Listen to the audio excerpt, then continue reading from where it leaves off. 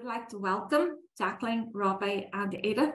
I've known them for a number of years and I would really like to thank them all for joining us today.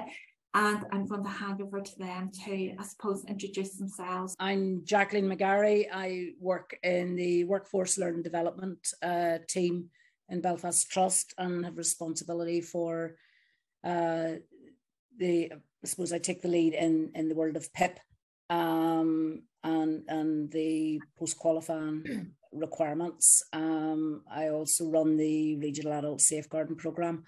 So really looking forward to today's session. Robbie, I'll hand over to you. Okay, so my name is Robbie Nelson, and thank you very much, Alison, for this opportunity. My role is I am IPD and AYE lead for the South Eastern Trust and the Learning Improvement team. So I deal with a lot of the IPD post-qualifying. I deal with specialist awards, and I also work with the individual assessment route through NISC and credit accumulation. And I'll hand over to Edith. Good afternoon, everyone. My name is Edith Brown, and I'm the lead vocational coordinator for the Vocational Assessment Centre in South Eastern Trust. So I deal with all the vocational qualifications at level 2, level 3 and level 5. Great stuff. And now Robbie's going to share the slides. Great. All good.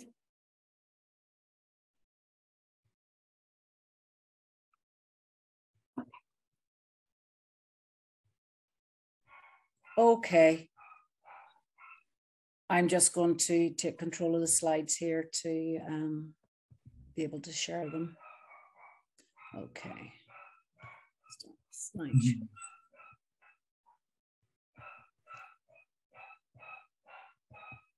Apologies for, there we go, that's us. I suppose really the decision to do this lunchtime seminar was very much around our own individual worlds. We would work very, very closely. I certainly work very closely with my regional colleagues. So we thought it was a good opportunity to maybe just offer out information. I see somebody's asking, is it appropriate for somebody to be here that online that isn't social work? Yes, very much so. Edith is going to be talking about the social care opportunities, but the first part of the session, it's broken down into 3 different sections. Firstly, I'm going to look at, I suppose, what my world is, looking at the PIP framework, the importance of professional development in social work and social care, and the mandatory requirements. I'll then hand over to Robbie, who's going to be looking at the individual assessment route and credit accumulation route. And then Edith will be picking up on her area of expertise, which is around opportunities for professional development within the social care workforce. As Alison said, please make effective use of us here today. Could I also say at the start, if you don't know who your PIP lead is within your organisation, find out. They are an excellent resource and certainly can map out your career path and your professional development path for you. Because I think with the PIP framework, the way it was designed, and rightly so, was to create opportunity within that would actually be appropriate to you and your individual needs. So that's what's really, really important. And it's I always remember the phrase being used at the time the PIP framework was being developed around a trellis. So at different points in your career, you will want to use different resources, different learning, and I think that is important.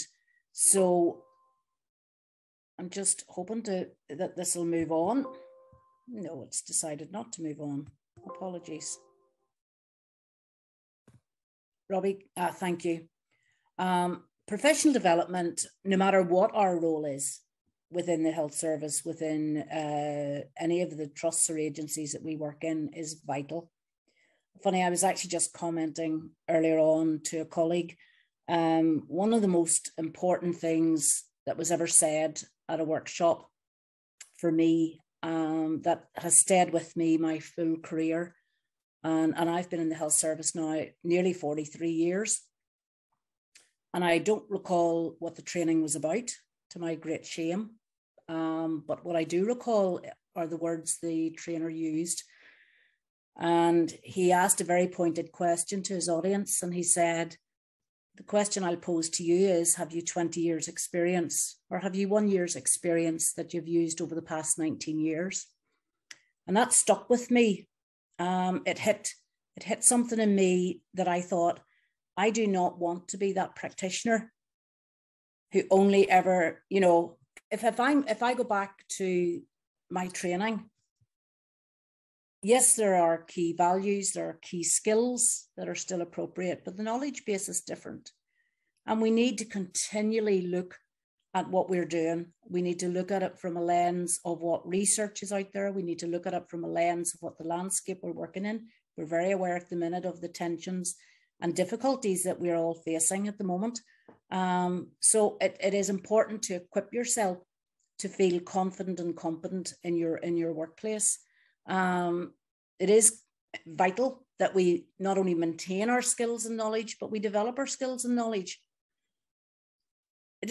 The recurring theme that I would hear when people do any taught program, which is the majority of my working world, is the biggest value has been the time out to critically reflect on where they're at, who they are, what their practice is about. And probably what should have come at the very beginning of this particular slide, it's about improving outcomes. You know, we don't grow and develop in order, yes, it's important for our own selves, but most importantly, it's about can my skills, can my developing knowledge base actually improve outcomes for the people that we work for and alongside. And that's why professional development is so important. When I first suggested that we do this session, I didn't have a date. But actually what has happened is it's very, very timely that it's the beginning of the year. So a rather late, 11 days into New Year's resolutions, we might all be doing different things, but let's make it that this is the year of the CPD. This is the year where you will actually take stock of who and what you are professionally, and maybe do, even if it's one small thing, to develop your knowledge and skills this year. You might not want to commit to a full-blown academic year's programme, but if you do, you'll be more than welcome. Robbie, could we move on there? Sorry, I'm not moving the slides, apologies.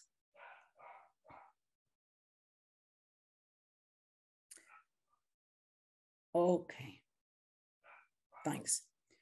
When we're talking about developing, not only developing social work practice, but sustaining social work practice, and we are working in a landscape that in my 43 years, I've never experienced. I have the honor of working on a Sunday in practice to maintain my skills and knowledge. And that has been very, very useful. But with that, I have seen how, from an operational perspective, things can be very difficult. But I can never lose sight of the fact that we need to continually develop our professional practice. We need to be looking at our resilience. And I know that there are two slants on the use of the word resilience. Some people view it as a skill to be developed. Others view it as, well, there's two schools of thoughts, and there's a lot of research out there around resilience. The importance of emotional intelligence. Why do we do what we do? How do we do what we do? What is our motivation? Are we working truly as practitioners, but we need to recognize as well that we are working as part of an organization, as part of the health service. So it's really, really important that we look and actually, just to signpost that, immediately Stan Houston's model comes into my mind, where the domain of organization and how we can We need to be aware of where we're working, how we're working, what are the policies and procedures that are in place, what is our legislative framework, but who are we as individuals and what are we contributing to the role that we have. Vitally importantly, our values. We need to continually come back to who we are, what we're about, and maintain that person-centered value base. We need to develop our knowledge and skills. We have the social work strategy, but we also have the social work research strategy, which requires us as practitioners to maintain our knowledge base and to use the evidence base that is available through research. There's not a day in the week that there's not new pieces of research coming out. And I would just say at this point, anybody in this virtual room will have access to the healthcare library. Please sign up. It is an amazing resource and they will help you target individual, if you have a particular case that you want information on, they'll be able to access current research for you, but it's an amazing opportunity. The importance of peer support. Increasingly, we're using group supervision. Increasingly, we're using social work forum. Increasingly, we're looking at new ways of working. Sorry, I'm going to move slightly because the sun has decided to come around and catch my face. There we go. So how do we use our peers? And there's a wealth of knowledge and experience and skill. Use that within your teams, but use it in a structured way and step back and have those critically reflective moments. And obviously the importance of supervision. Supervision, one of the four main functions of supervision is around developing social work practice, developing confidence and developing confidence. So that's really, really important. So within social work practice, we must sustain our workforce, we must sustain our professional identity, but we must also develop it. So that's why this is important. Thanks, Robbie.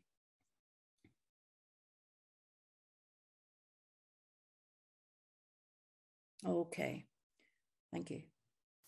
So this information is all up on the NISC website, but it's something we used in daily. There are a number of structures and awards within the professional and practice framework. Probably the most wide, Consolidation and Specialist Award would be the two main areas that would be most widely used. The Consolidation Award in social work is for staff who are post-AYE, so that's 1 year. You know, those students amongst us here today will be aware that when you finish your degree course, you move on to the assessed year in employment. And when you finish your when that is signed off, and Robbie's going to talk more about this later, you have to complete 2 mandatory requirements, and I'll go into that in more detail. But the Consolidation Award is for staff consolidating and extending their knowledge and skills and preparing them to move into specialist work. And in a future slide, we'll see how that can be achieved. Specialist award programs are for staff who are involved in complex areas of practice requiring high levels of responsibility and accountability. The Leadership and Strategic Award then in social work is for those influencing developments and influencing others. My argument would be actually each and every one of us who are practicing social work are leaders in our own right.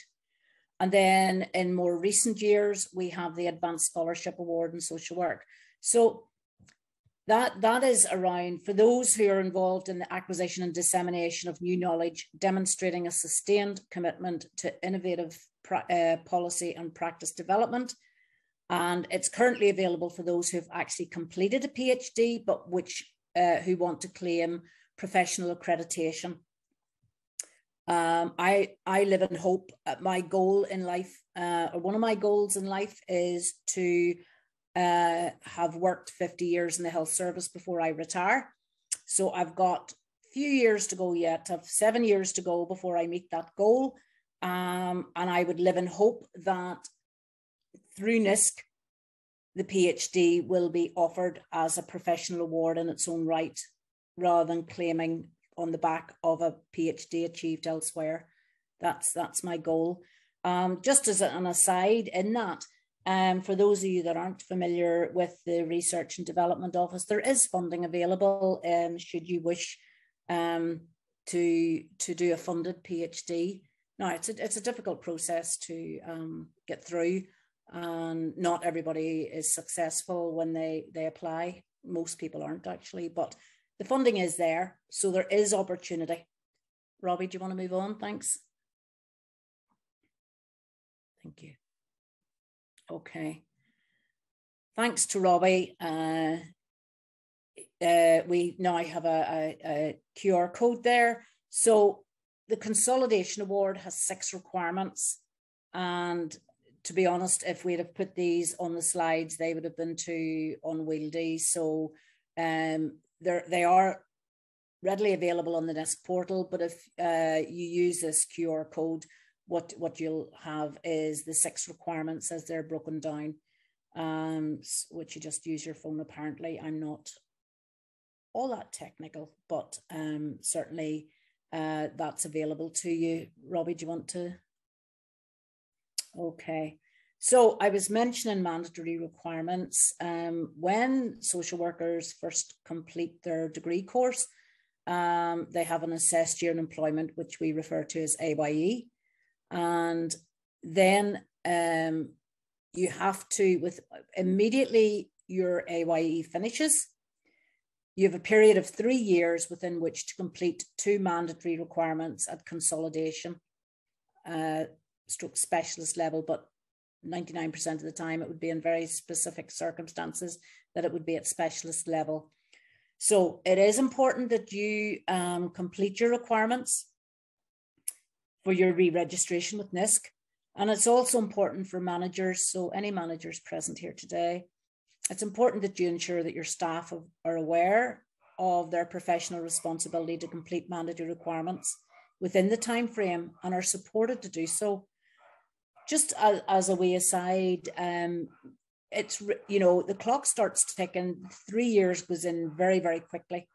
And it is very, very important that you begin to think immediately when you've finished your AYE, how you're going to achieve those 2 mandatory requirements, because they are mandatory, and your work is reliant on meeting the requirements for NISC registration. So it is important to get on with it, and it is important to look at ways, and we are basically sharing information today as to, this isn't just about mandatory requirements, it's about your professional development, but we are sharing very clear guidelines on how you can meet those 2 mandatory requirements. But when you have any staff member on your team who is post-AYE, you need to be very clear about when they completed their award and how they are setting themselves out to achieve their 2 mandatory requirements. Thanks, Robbie.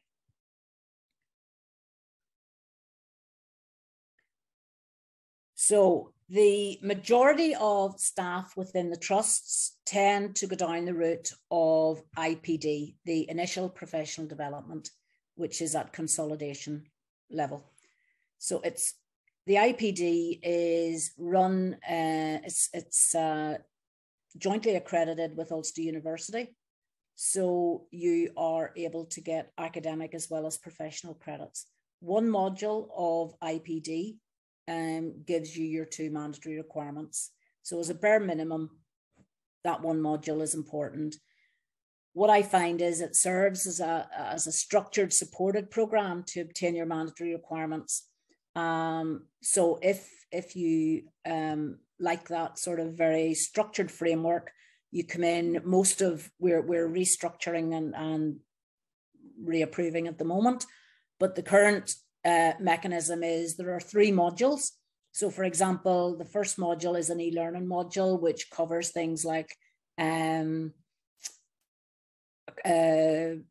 use of supervision. It covers the landscape within which we practice. So there's another module, which is a 2-day module, which focuses on risk and decision making. And then those are open to all staff, all social workers throughout Northern Ireland, wherever you work. And then we break the modules down in June each year, and they're service user specific. So there's a module on childcare, there's a module on older people, physical health and disability, and there's a module on mental health. So you can decide which module you're doing. But I would say to you, if you're thinking about doing mandatory requirements, from application through to getting your results is around a 6-month process because of the assessment part of this. So you need to be thinking fairly early on about registering. So what IPD does is it consolidates your skills at early stage career, and it also provides, if you have worked in childcare, for example, for 10 years and you're moving into hospital or older people services or mental health, it's sometimes very useful to dip back into these modules to actually develop, just reframe your thinking. So we actively encourage people, if they're changing their professional role, it's not just about early years social work, the early years professional social work. It's about your opportunity. Sorry, I've just can agency staff complete IPD? Could I say there is a slide on that, and I will move on to that shortly. Thanks a million. Now, the other thing about would the qualification be suited to support workers? I'll go through the requirements of IPD and what you need to do. So that'll be in another slide. It is open to permanent and temporary contract staff within trusts regionally. That is important because currently there is a regional directive that the IPD, which is fully funded by your employer, is not available to agency staff. Okay. The IPD also provides professional and academic accreditation, and I'll talk a bit more about that in a minute. So as a bare minimum, it gives you your 2 mandatory requirements. But I would ask that you talk to your PIP lead in your place of work in order to progress this. Thanks, Robbie. You can move on there. Thanks. So the 3 stages of applying. I would be aware, well, I'm an employee of Belfast Trust, so our route, and I think it's the same for all of the trusts, is you apply within your trust. So before each module commences, so literally this week, I will be sitting down looking at my applications in Belfast Trust, because the application process commenced sort of late November. The closing dates this week for the 2 taught days in mid-February. So you apply within your trust. At that point, you are either offered a place within the programme, or we are oversubscribed and you're not able to be offered, but we will put your name onto the next intake. You also need, alongside that, to register with NISC PIP. That's really important. It's not, you are registered with NISC, but you need to register with NISC PIP. That then, there's a joined up system that goes on that ensures that once you complete a module of IPD, that NISC are informed of that. And alongside that, then Ulster University will ask you to register with them, so you become a student with Ulster University, or as we refer to it, as candidates within, because you're still a trust employee and we are funding your place. So those are the processes, and unfortunately, it is not open to agency staff. That decision was taken a number of years ago, but there are other ways agency staff can achieve their mandatory requirements. Thanks, Robbie. Okay, the entry requirements, and somebody was asking, can you apply if you're a support worker? You need to hold a degree in social work or a recognised equivalent qualification. for those who qualified before 2007. You need to be, and this is very important, need to be in a substantive social work role. So there are a number of people who will have applied or will be applying. There will be a number of people who have social work qualifications, but not be working in a substantive social work role. It's very important that you're working in a substantive social work role, because you will not be able to meet the requirements if you aren't in that substantive role. And again, you can be in a temporary contract with the trust, you can be in a permanent contract with the trust, but you need to be in a role where your activities include assessment, planning, intervention, and evaluation, which are underpinning your practice. It can be part-time, but you must be able to meet the course requirements in terms of hours of teaching, private study, and supervised practice. Now, you need to have a supervisor who is a professionally qualified social worker. There are many of us that work within multidisciplinary teams, who your direct line manager may not be a qualified social worker. They may come from another profession. But within social work, all social workers have to have a professional lead as well. So there will be a professional lead linked who needs to sign off your work. All right, does this apply to trust staff only? What about social work staff working in the private sector, the GP Federation? Robbie, can you comment on that? Because I don't know what the current state of play is in relation to, if your agency funds you, we have a reciprocal arrangement with Ulster University whereby we are part of the assessment process. So if you come from an agency outside of one of the trusts, then your agency needs to commit to be able to take on assessment role, etc. Yeah. My understanding, Robbie, would you want to comment there? We have a number of partnerships with voluntary agencies such as extern or different things like that, who can apply for some of them. So it's in partnership with the university and in negotiation with NISC, some of these voluntary agencies, such as the GP Federation, more in the private sector, but they can apply for this. The main focus of the agency work that was taken by the Department of Health is to reduce the access of our agency staff being paid for through the trusts to complete some of their awards. And I think a lot of this was the responsibility of the agency themselves, the employers, who were probably not funding this. So there had to be a line drawn in the sand. It is a very political question at the moment, and it's just being rolled out, both for AYE and for those completing their mandatory requirements through IPD. In the second half of this, I'll talk to you about agency staff doing IAR and credit accumulation, which is still open. And Fergal has just commented, and it was what I thought, a lot of the GP Federation staff are working under trust terms and conditions anyway. So that would be fine, there wouldn't be an issue. There is cohort of social work that work only with the Federation as senior mental health practitioners. Mary, genuinely, I think what it means is you need to come in. There will always be wee anomalies in our system. Our system tends to be built for the majority.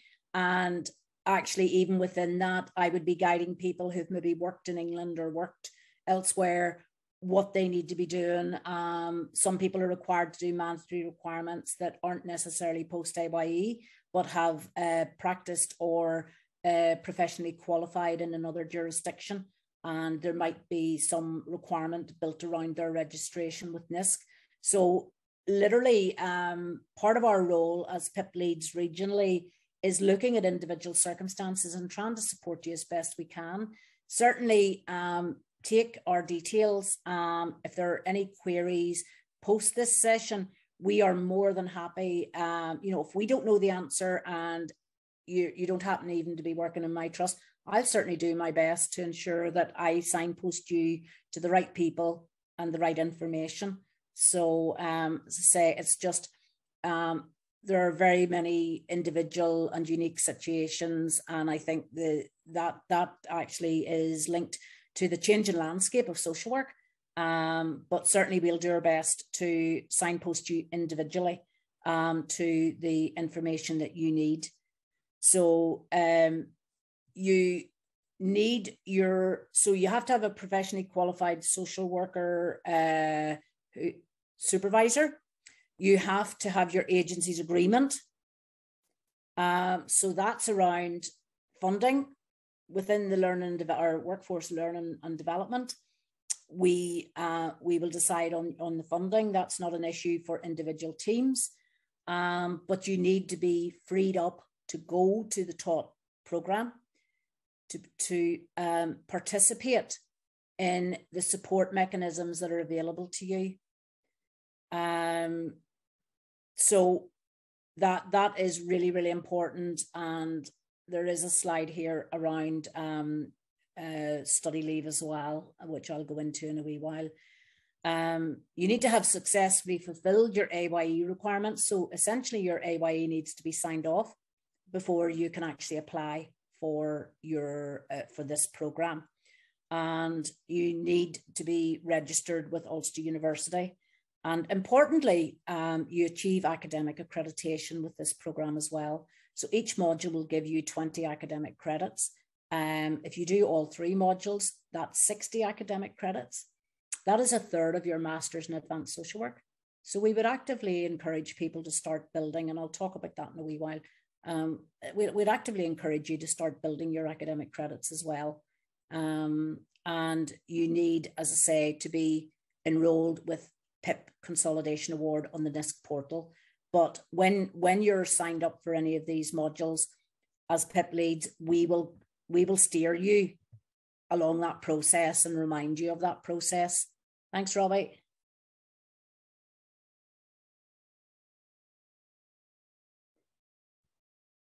I'll go back on that, Sandra. Remind me towards the end of the session, you've asked a question there. So funding, all permanent and temporary contract social work contract holders who are social workers are fully funded for all of the IPD modules. So the fees will be paid by your employer.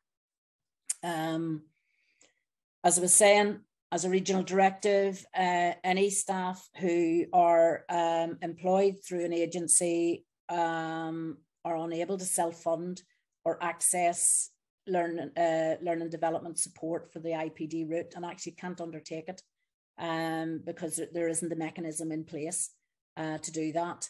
When I say numbers are capped, we're fairly flexible with that. We try to accommodate needs as we can. So regionally, I would ask that timely application is important. If you don't get a place on a module, it's important. You may well be transferred over to the next module. You may be prioritized if your mandatory requirements are very close to your deadline.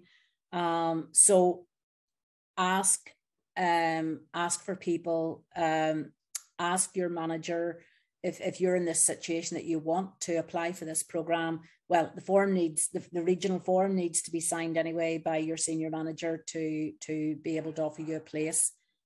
Thanks, Robbie.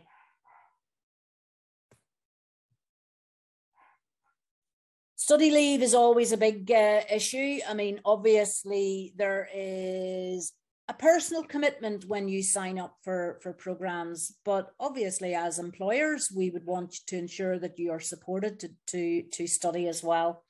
There's a regional PIP study leave policy that was developed at the beginning of last year. So all accredited programs, and when I talk about accredited, approved programs, what I'm talking about is those taught programs that are linked to Queen's University, Ulster University, etc. So all accredited, and there's some of the beaches as well. All accredited programs have a suggested study leave attached. So the basic frame of reference is 1 study day per requirement at specialist and consolidation level, 2 study days at leadership and strategic. Now, what we would say is we might sign you up for the program, we might fund your place. it is up to individual candidates on programme to negotiate with their line manager. We would suggest that you get those study leave in order to maximise your learning opportunity and to maximise a positive outcome for you. But we, as within our organisation, we cannot enforce that given the operational landscape as it sits. But we would hope that you are able to avail of study leave. Thanks, Robbie.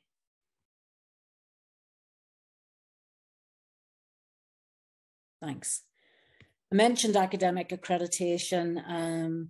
IPD provides you with your 2 professional requirements, so that's your mandatory bit done. We would hope you would continue along the CPD and work within the PIP framework. It also provides you with 20 academic credits. Now, what I would say is you can get certificate. I'll not even begin to say that word because I can't.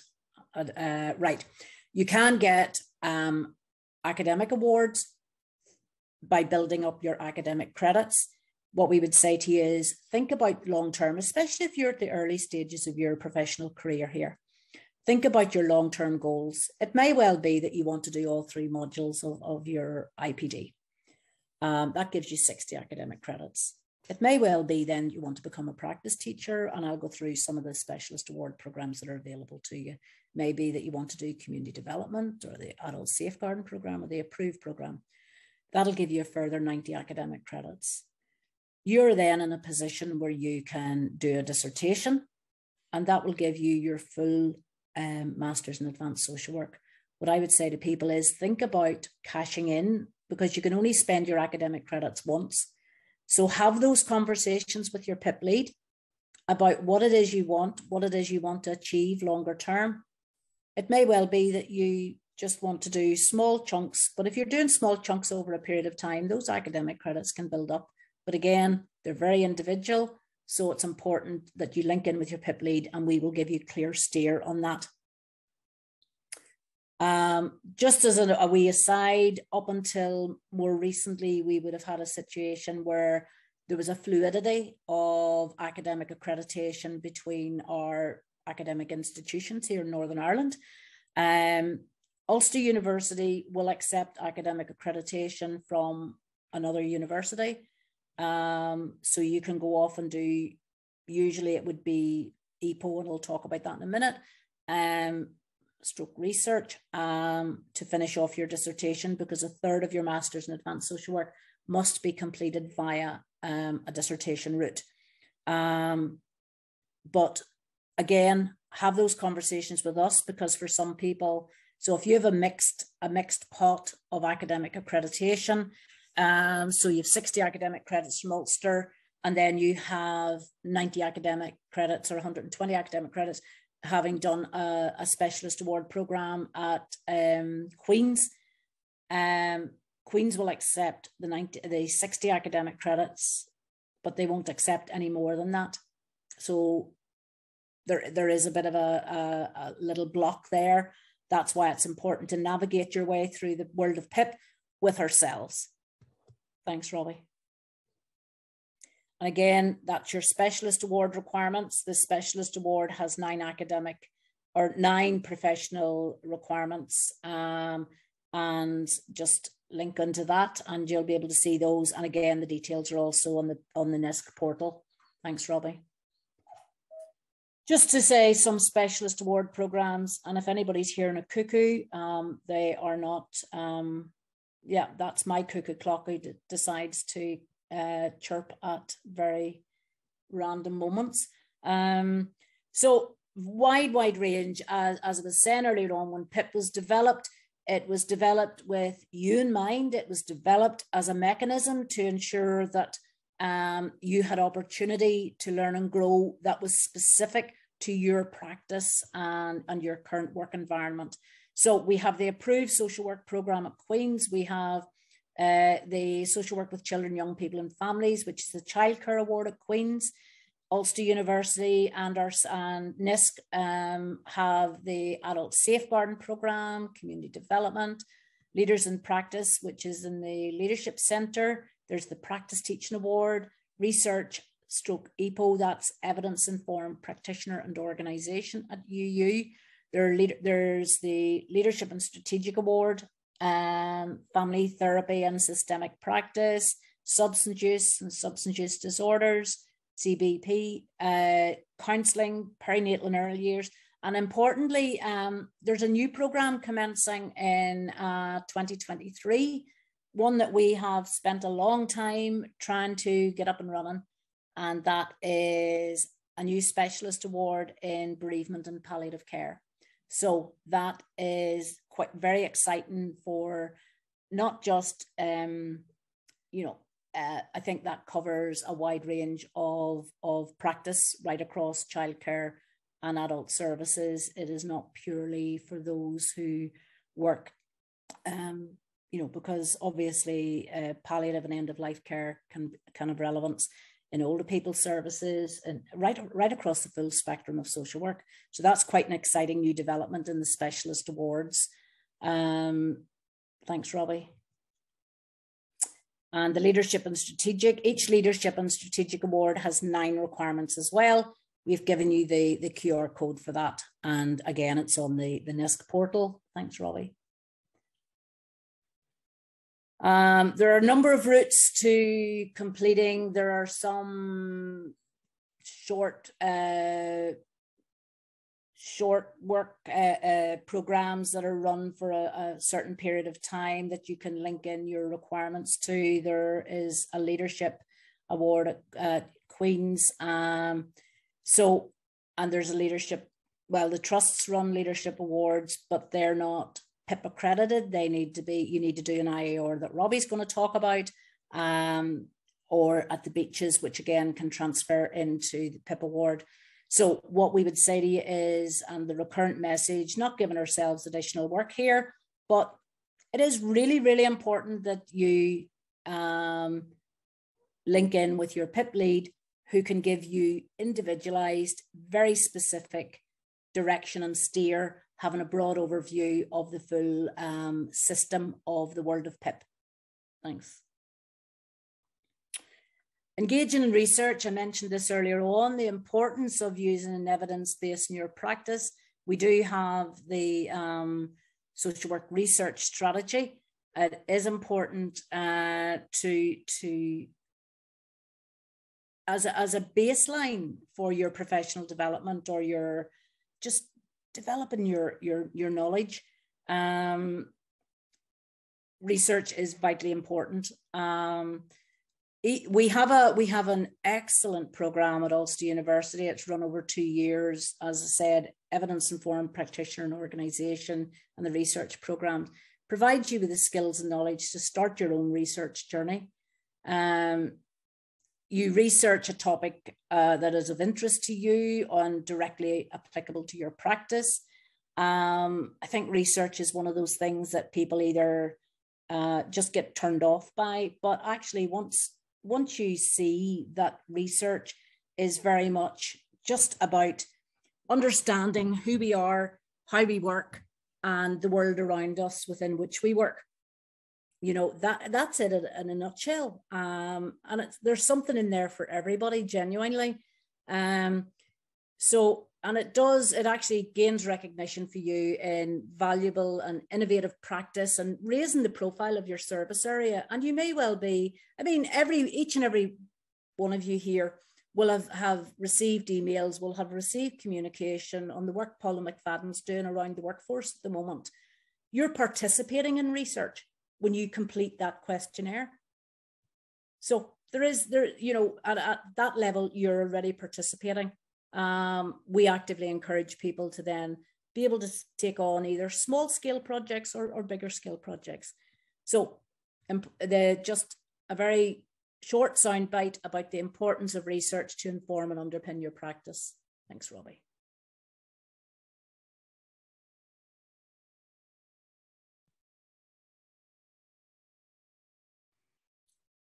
Okay, Jacqueline, this is hand over to me now. Well, thank you very much for that, Jacqueline. It's very detailed. Where I'm going to approach this from is to support some of the stuff that Jacqueline has just talked about in relation to professional requirements and meeting awards. And then I'll focus on the individuals, but there's going to be an awful lot of information here that you're going to have to source yourselves individually or go to speak to your PIP rep about, because the information in relation to credit accumulation and IAR is detailed. I will briefly look over the top of it. I will provide you with QR codes, which you can then download your own information.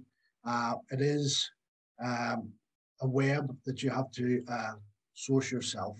Okay, so we look at these as part of what Jacqueline is talking about. Is one of the routes to achievement here in relation to professional PIP requirements. And we also have the following: the IAR, the approved program that Jacqueline talked about, credit accumulation, and then a new one has been developed over the last number of years, a work-based learning route.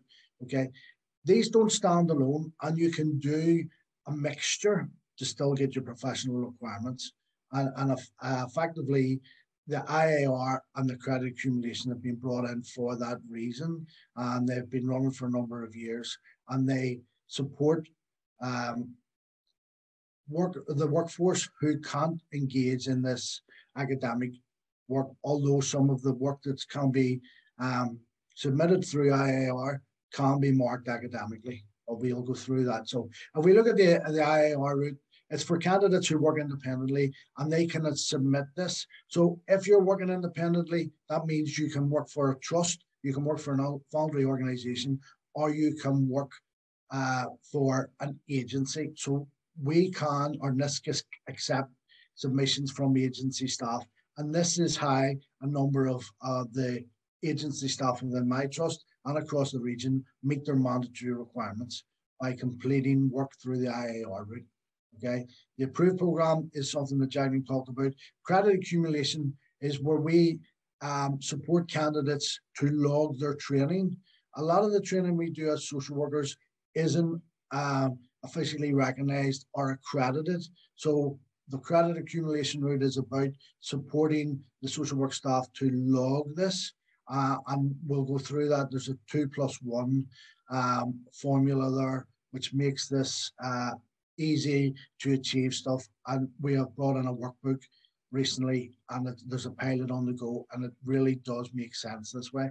And finally, the work-based learning route is where we provide in-house training courses such as Signs of Safety, and they are approved for a full specialist award through NISC. That's not an academic award, it's just a full specialist award. We'll focus on IAR, the individual assessment route. So there is a number of methods for submission here.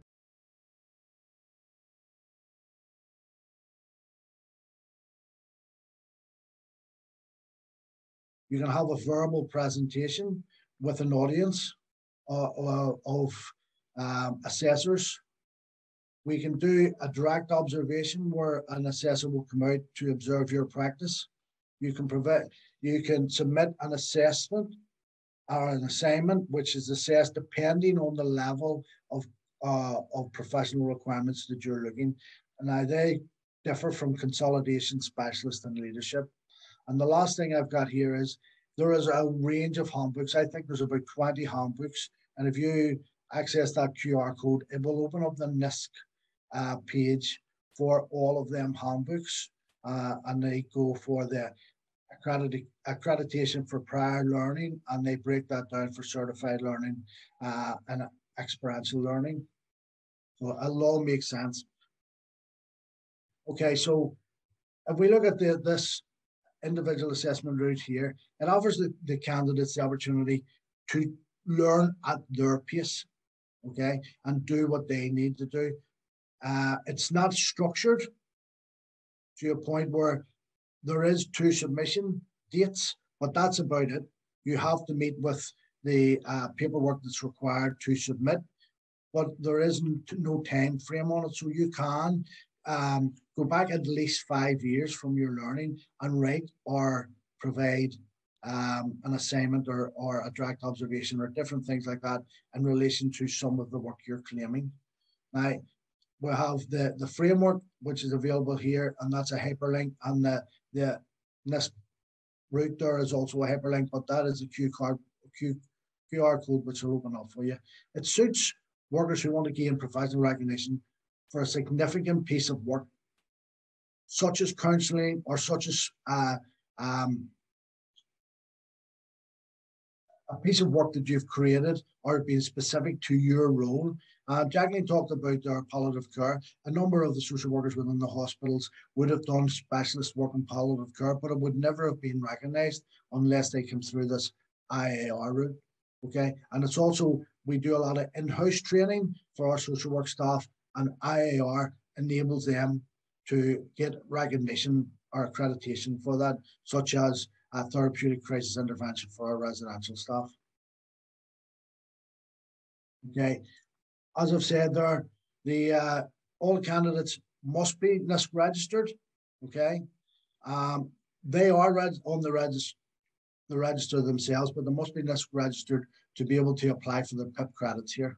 Okay, and the two routes are the first Monday in March and the first Monday in October, and I'm sure the professional officers in NISC really love these dates because we get an influx of submissions, which are shared out amongst the agency reps and the professional officers themselves.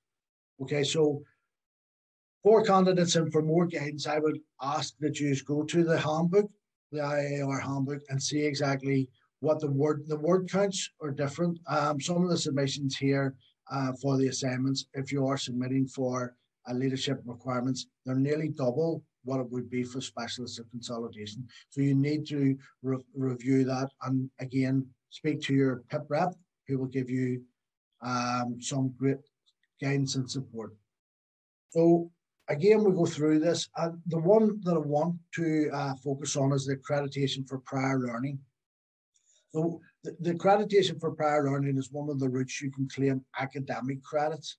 Okay, so the APEL is the route you can do that. So that's accreditation for prior experiential learning. So it's something you've done in your practice, and you are discussing that or reading about it, and that submission should focus on that specific piece of work. If it's an accreditation for prior certified learning, say a course that you've done at a previous university, and you've already got a certificate, an academic certificate, then you'll not be able to do that again, because that would be doubling up on your work.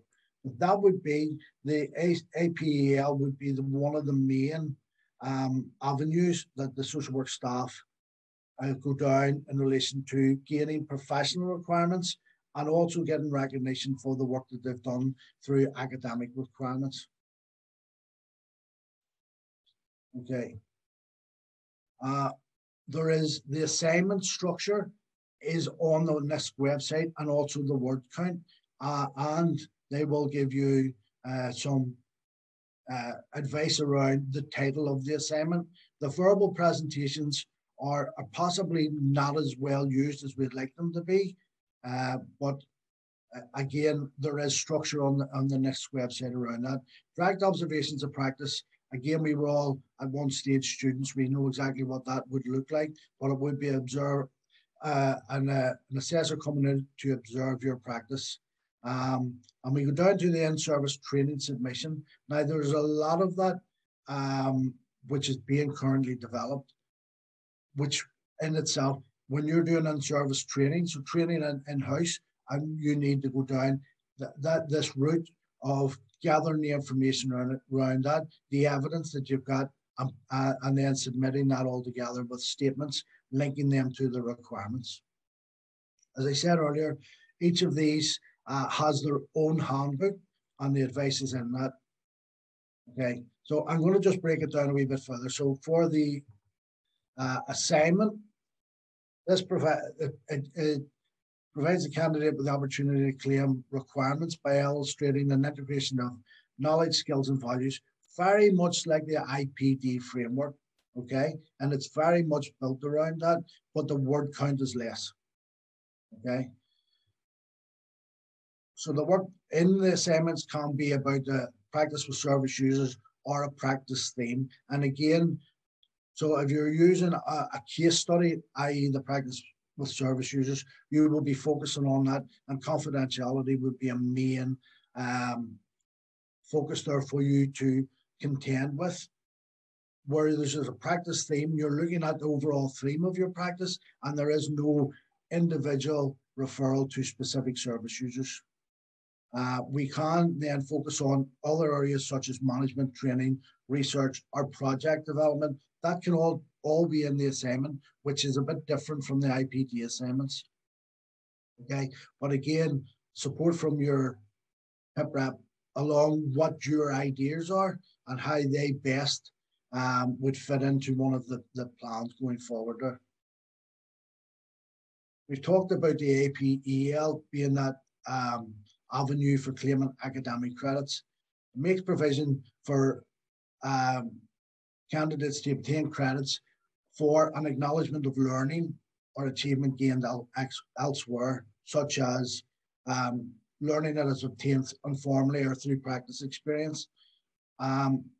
So this can then be translated into academic credits as well as professional.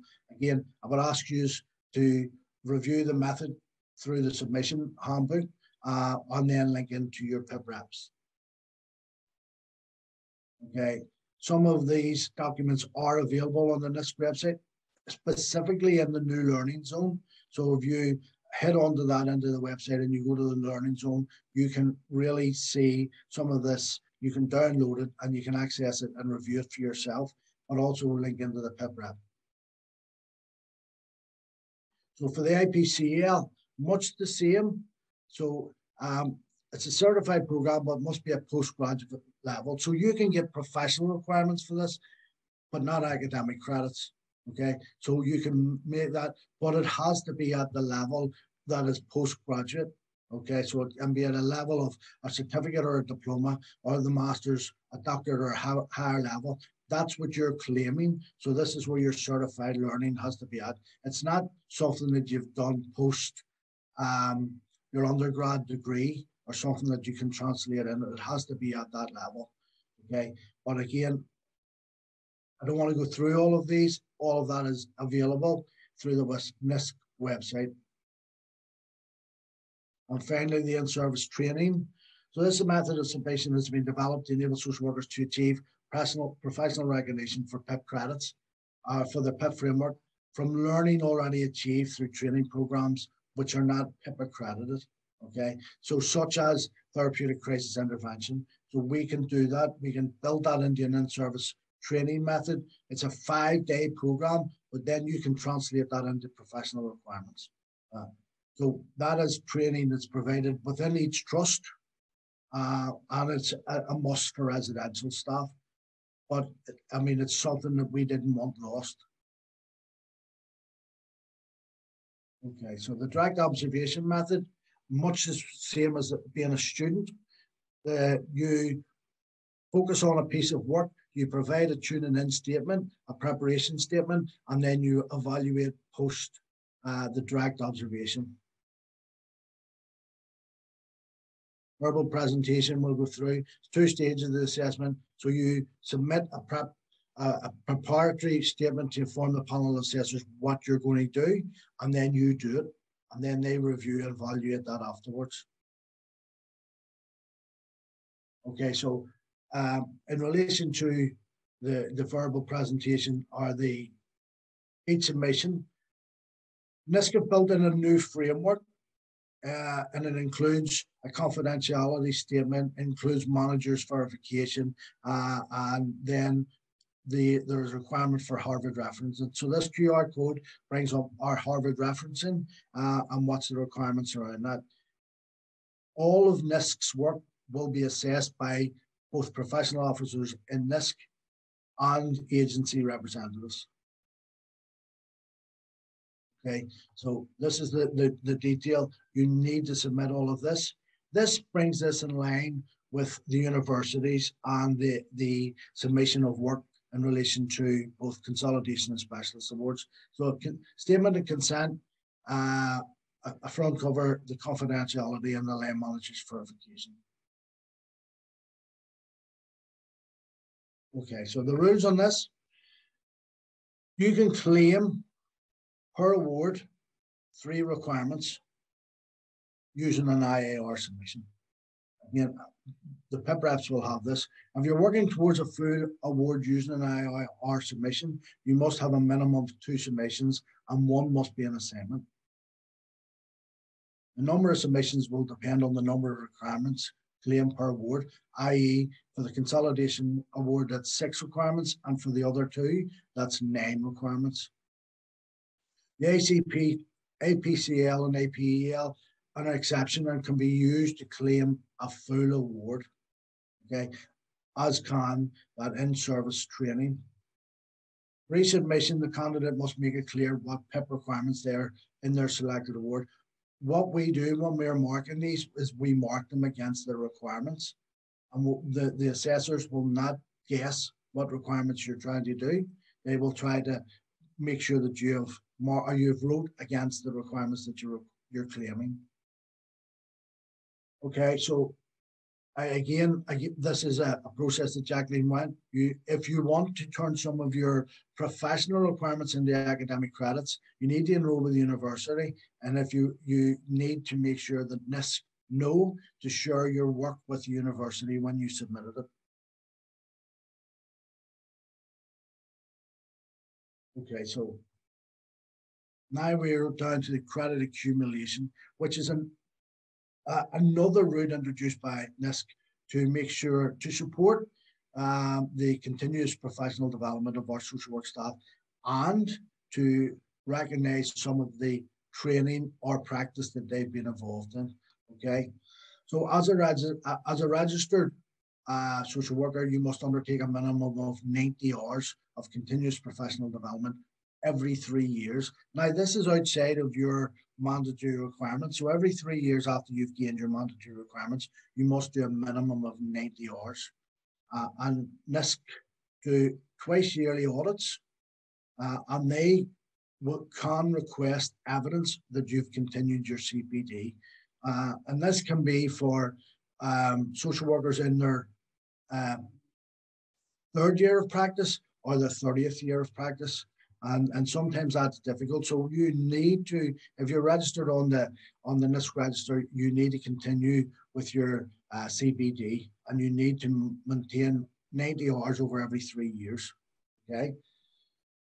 This also, the credit accumulation allows social workers to gain professional credits, covering a very, very broad range of learning and development opportunities.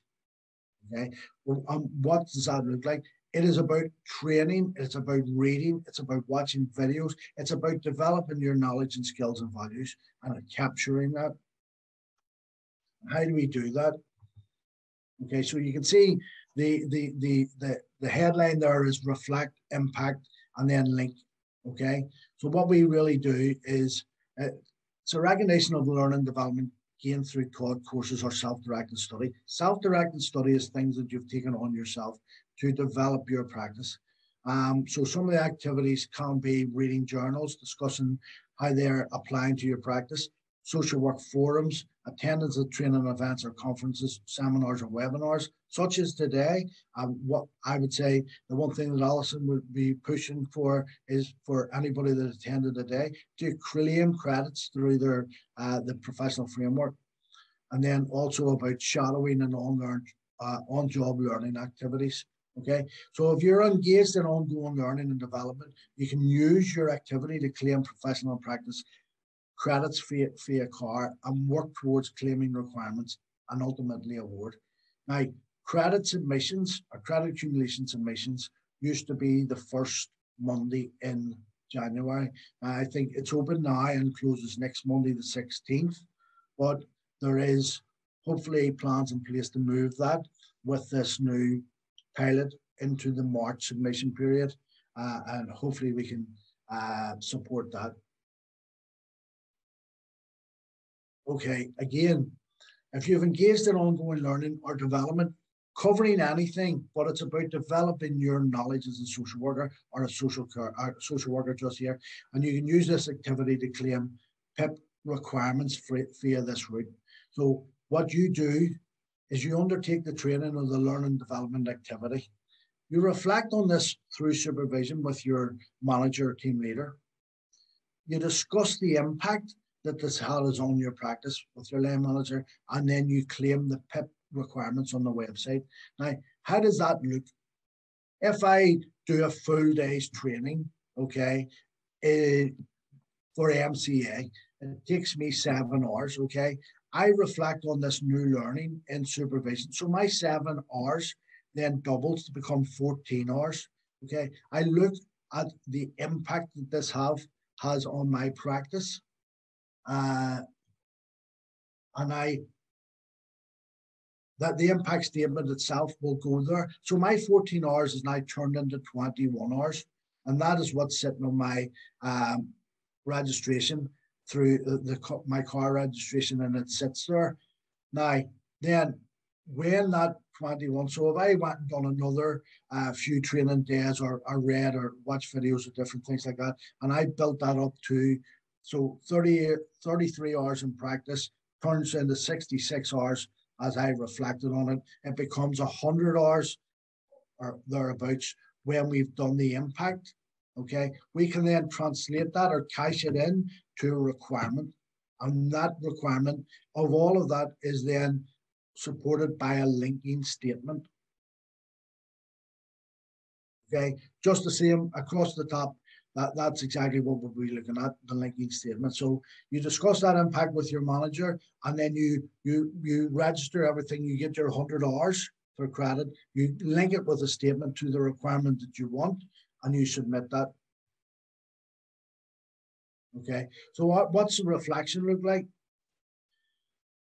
Yeah, you have your activity, and you talk about how your activity has contributed to the development of your knowledge, skills, or attitudes. And how have your knowledge, skills, and attitudes changed? So this is this reflection on which you will be writing a short version in relation to this on your own personal account.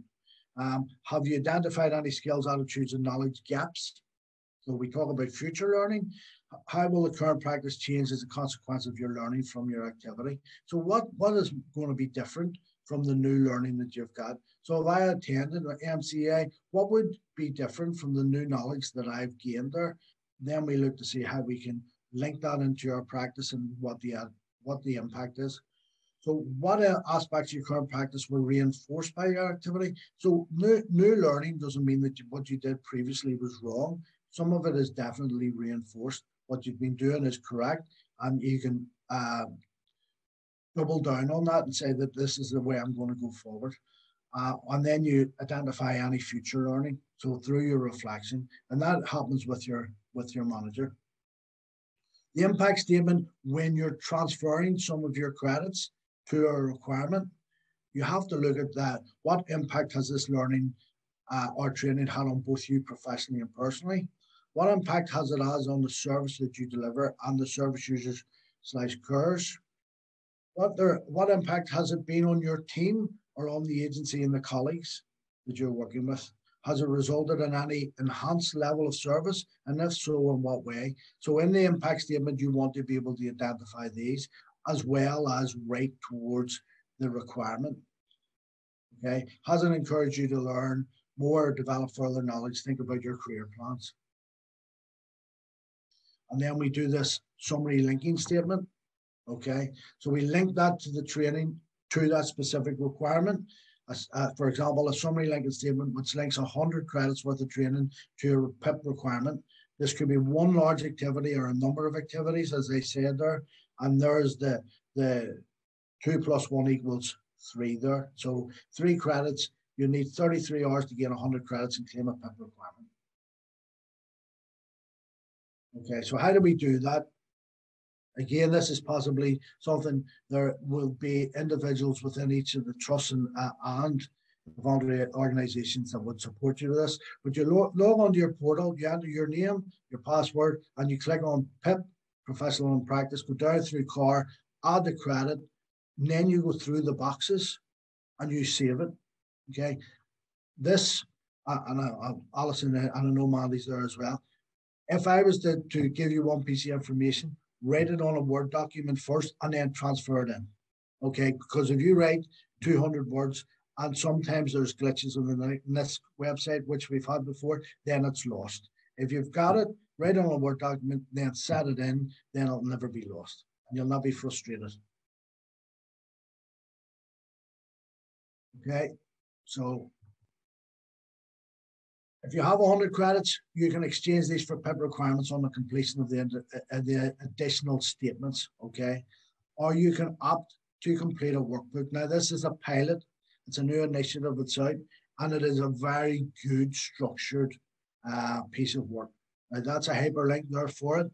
You can use one. So if you were claiming 3 requirements and you have done the 300 hours that's sitting there, you can use one workbook to claim that 3 requirements without having to write an individual linking statement for them all, okay? But there's word limits there, okay? So if we are claiming consolidation or specialist award requirements, we need 100 credits. If we're claiming leadership requirements, we need 200. So you need to have done 66 hours of training before you translate that into your reflection and impact. So for leadership, it sort of doubles there. And then you need to upload that to your NISC portal and identify that, because the admin within NISC will come back to you to ask you, do you want to exchange any of your hours for credits, and then to start that process. Okay, so additionally, this is the work-based learning route that was sort of mentioned earlier here. And some of these courses specifically sit to meet professional requirements. So if you do a Signs of Safety 5-day course, which is set up and already agreed in partnership with NISC, it's a work-based learning route. It will give you the full specialist award through this, linking some of the work that you have done through that training into your practice. Okay, Regional Quality Improvement Program is another one that has been agreed, but at this stage there is a limited number of courses that have been identified as meeting this. So the criteria for all of this is for selection for all staff. Jacqueline mentioned this earlier. This is open to permanent, temporary, and bank staff. So some elements of IAR are open to agency staff, and CAR itself is open to agency staff. So if you want to claim mandatory requirements or develop professional requirements, then you can do that through CAR and IAR. Okay, so at this stage, I'm going to introduce you to Edith Bryan and pass on there. Edith, I think I'm just going to continue to control your slides. That's fine. Thank you very much. Good afternoon, everybody. And thank you to Jacqueline and Robbie just for showing us the different pathway options that are available. I'm just going to talk to you, give you a flavour of some of what is available in learning development for social care staff. Can you show then slide, Robbie, please? Okay, some staff will think that there's just the qualification route. Yes, that is one route for CPD, but there is also other learning pathways. So in terms of qualifications, we have the RQF Level 2 Diploma in Health and Social Care.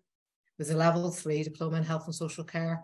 We have a Level 4 Certificate in Principles of Leadership and Management, a Level 4 Diploma in Working with Adult Care, and then we have Level 5 Diplomas in Leadership and Management and Health and Social Care Services. You can undertake these qualifications, but it does depend on your banding and on what your role is, because you need to supply evidence, and your evidence must be competence and knowledge based. It must be done in real work activities, and you must be able to be observed in your workplace. So again, although there are a range of vocational qualifications, that may not be the route that people want to go. There are other learning pathways, as you can see here. Within each organisation, there will be the mandatory training, and some of that has been mentioned. There is also a health and social care learning portal, which offers a variety of courses. The HRPTS, and I'm not sure if that is, I know that's in the trust, but I'm not sure if it's in any other organisations, but they can offer different programmes. There's NISC, as we've talked about, and they are our hosts today. They have a variety of online courses through their learning zone and obviously through the seminars. There's a leadership centre, which some people may know as the Beaches, which offers a variety of courses and qualifications. And then there are things like the Recovery College, Sky, which offer also a variety of courses. So I'm going to take you down some of these other routes. Next slide then, please, Robbie.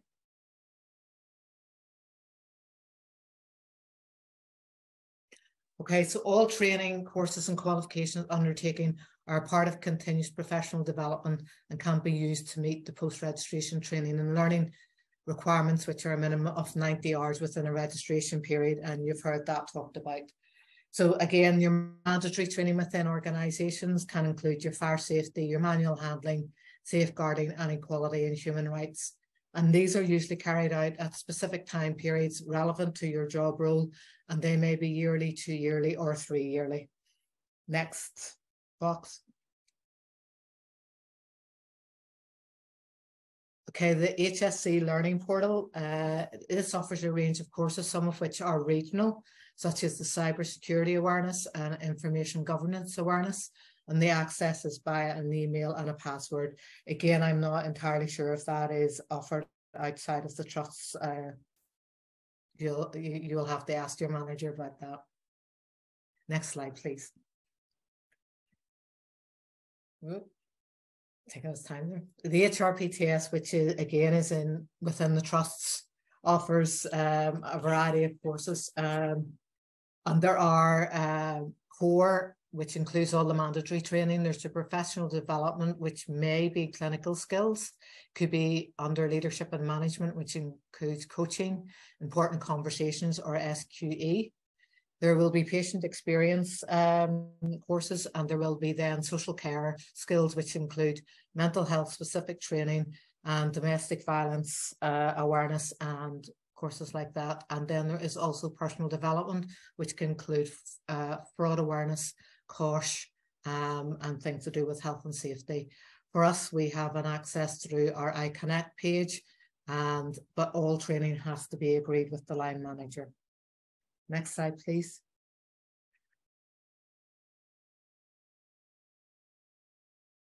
Again, which has also been mentioned today, we have the Learning Zone then, a range of online modules on various topics. There is a new health and safety one that was developed just towards the middle end of last year. There's the bereavement, and there were a lot of online resources that were developed during COVID.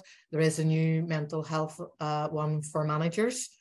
And then it's also the lunchtime seminars, which we're taking part in today.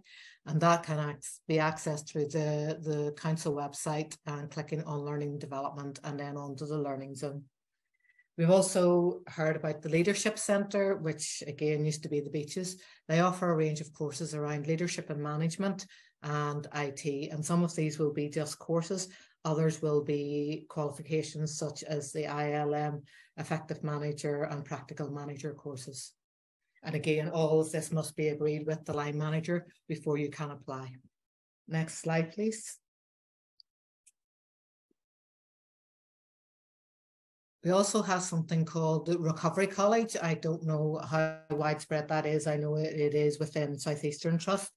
It offers a range of courses on various topics, such as building resilience, living with autism, building skills for co-production, anxiety management, etc. The course details are usually sent out at specific times during the year, and the booking will be via details on the information document. Okay, thank you, Fergal. Then there is also organisations such as Sky, which is an independent organisation established to improve social care provision and practice, develops and promotes knowledge about good practice in social care and social work by information and research. And you can, as I Google this, and they do offer courses, and you can go through these and you will be tested, and you can do reflection. And then we also have NICE, which provides national guidance and advice to improve health and social care. And again, these are accessed by the websites. You can go on and you can help to enhance your knowledge and skills. Okay, thank you.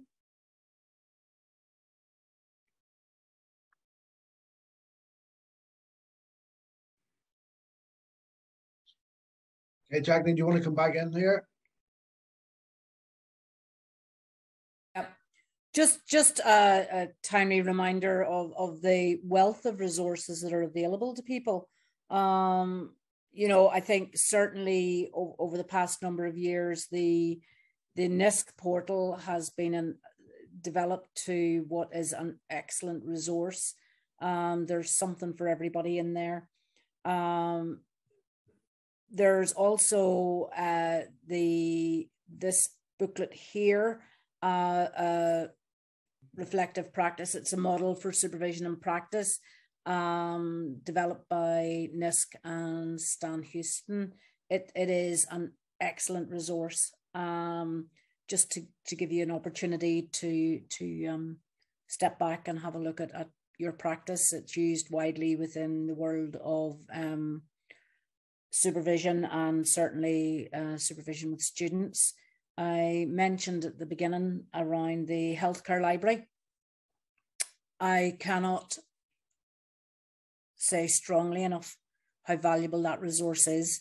We would use the library. They usually provide input at a lot of our PIP information sessions internally within trusts.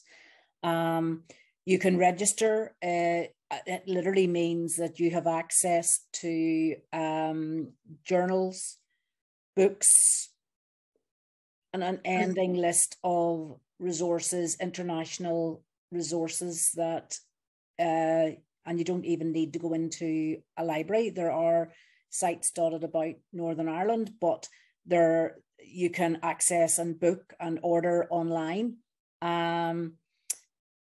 They also provide, you can sign up for monthly newsletters, which target certain areas of practice.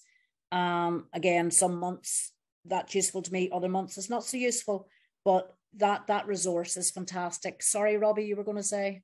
Just the healthcare library is linked to Queen's University, so anything that's available to any student in Queen's and access to all of their libraries is available through the healthcare library. So if you wanted to go to the medical biology library or the library in Queen's or the library in the Royal or libraries dotted about, as you say, you can have access, you can borrow books, but you have access to all of their journals and all of their internal stuff through that. Can I just say, you know, throughout my professional career, I have been in such a fortunate position that anything I've ever achieved has been on the back of funding from my organization. We are one of the few professions that actually provides academic and professional accreditation at nil cost to any of our staff. It is unbelievable. PIP is recognized nationally and internationally as an amazing resource. There are people who would give their eye teeth for this facility. And that's not about us sitting boasting about, you know, this is a collective. There's Fergal. Fergal runs one of the programs, you know, our colleagues in NISC, our colleagues in the university, we work tirelessly to provide a system. And from the moment you set foot into your social work or social work career, the only thing I could say to you is make the most of every opportunity that you get to develop yourself. You know, I'll go back to I'm very fond of quoting wee comments, and I remember my father, who was a labourer and worked from the age of 14, and I'm the eldest of 6, and he said to each and every one of us in turn, a pen is easier pushed than a shovel. And he was a great advocate of education, even though he didn't have the opportunity.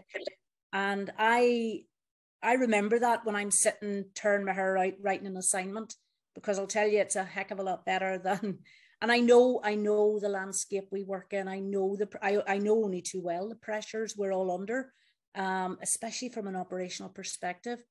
But at whatever stage in your professional career you are, you've something to learn, you've something to grow. The day I'm aspiring to 50 years, but the minute I don't have anything to learn, I don't believe that'll ever happen, is the day I decide to go, because we need to continually to grow.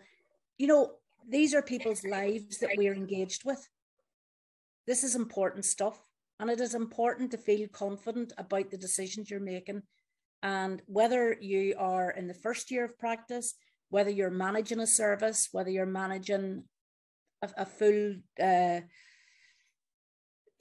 directorate, it's important to lead by example as well. It's important to demonstrate the importance of learning. Sorry, I get on a soapbox about learning and become quite, as you can see, I'm quite obsessed by it. I'm probably in the right job, but there you go. Well, I suppose there's no questions, and we've kept the time quite well. I'd just like to thank you again for today, and I'd like to thank everybody for turning up.